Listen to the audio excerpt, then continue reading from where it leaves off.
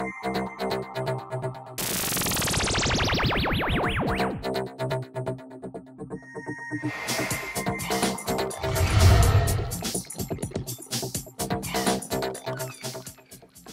to this week's Area 66 Declassified.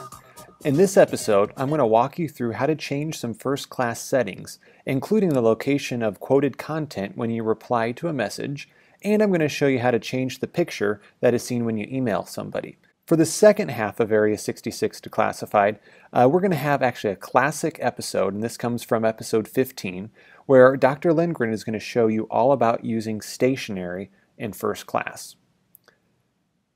For this first part, I'm going to walk you through how to change the location of quoted content in your emails. Oftentimes when you send somebody an email and you want to reply with a quote, by default you start typing underneath that quote, and so your recipient has to scroll through everything that they wrote in order to see your reply. And so I'm going to show you how to change that. So the first thing we want to do is log into first class. And then once you get logged in, we're going to open up a message. And so here I have a message in my inbox, and this happens to be from Mr. Lindgren. And so I'm going to open that up, and he wrote me a message saying, Area 66 rocks.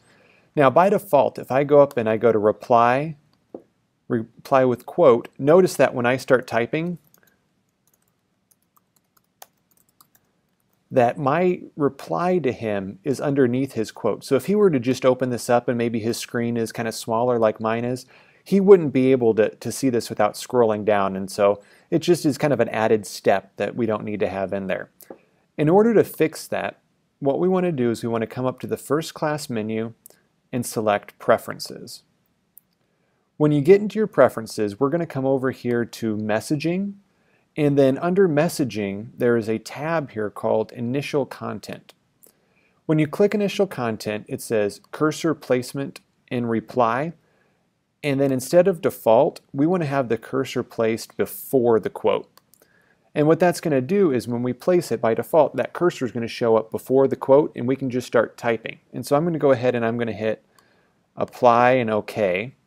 And I'm going to try this again. So I'm going to open up the message from Paul. I'm going to reply with quote. And now I can just start typing. Hi Paul, thanks for the kind words. Area 66 rocks.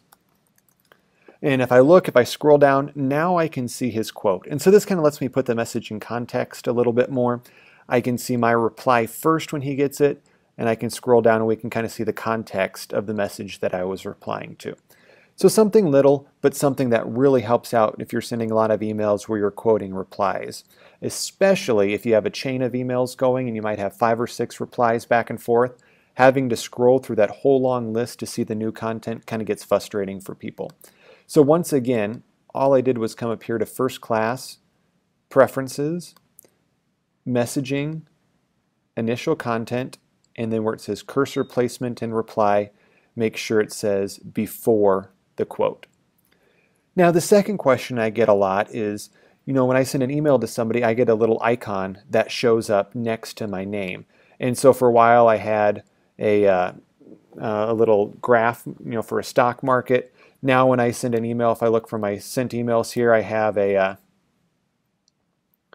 kind of a space scene. And a lot of people ask, how do you do that? It's actually really easy to do.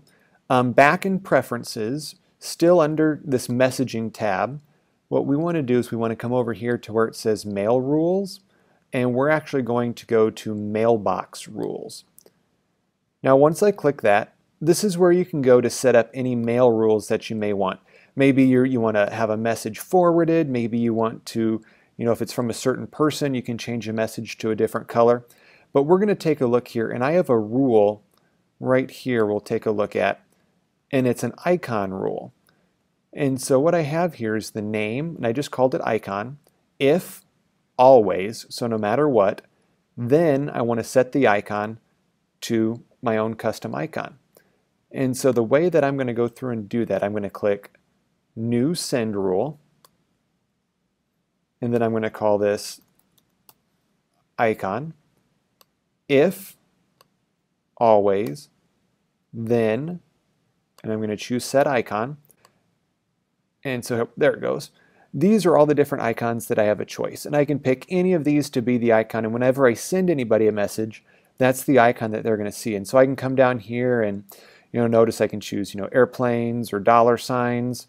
I can choose different countries' flags that they have. And so say I want to set it as the capital.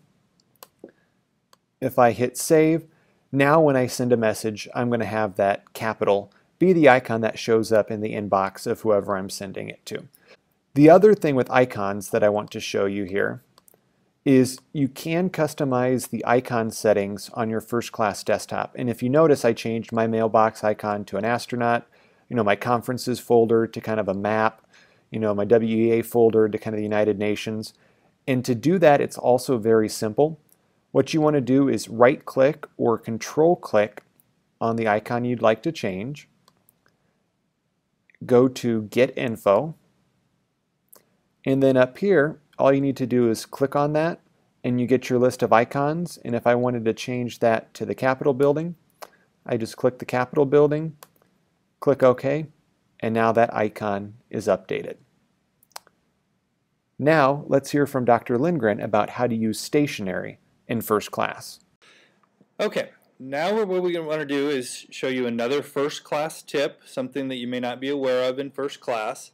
And the idea is something called stationery. And stationery allows you to create kind of a form letter that you can use if you frequently have to send kind of the same content to a lot of different people over a length of time. So if we go in, first of all, I'm going to go into my mailbox, and I'm going to first create a new message. I'm going to give it a subject line, and let's just call it, "Your computer is ready." So say we needed to frequently tell someone when something was ready to be picked up. And then down below in the text, I'll just put a colon there just to remind me that later when I'm going to send the message, I want to actually put the person's name there. And then I will go ahead and say, "Hello. You will be happy to know that your computer is ready to be picked up. Mr. L." Now this is a pretty simple one, but you could have it more complicated. You could have just places left through the body of the text where you could fill in different pieces of information as appropriate. But we're just going to do a simple one right now. And then you actually don't send this message, you just close it. And now it's going to just be sitting in your inbox. And we're going to select it and hold down the Command key and then the I on your keyboard, or an Apple I. An Apple I.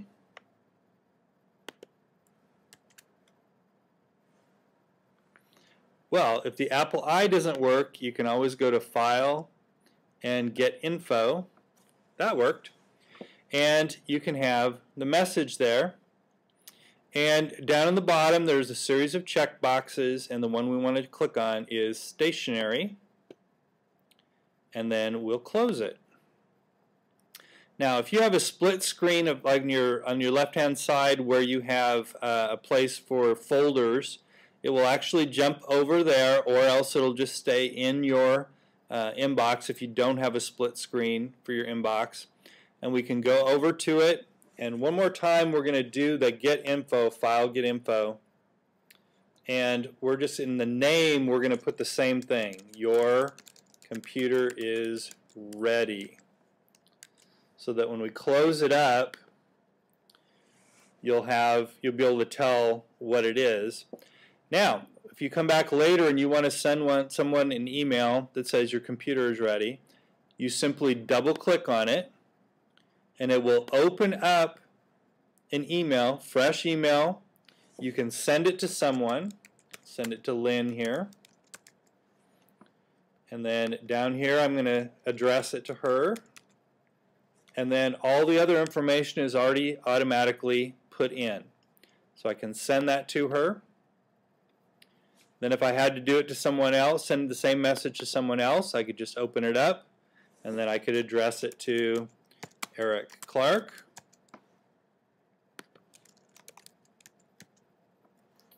And again, I can rapidly send customized messages where I don't have to keep typing in the same information again and again.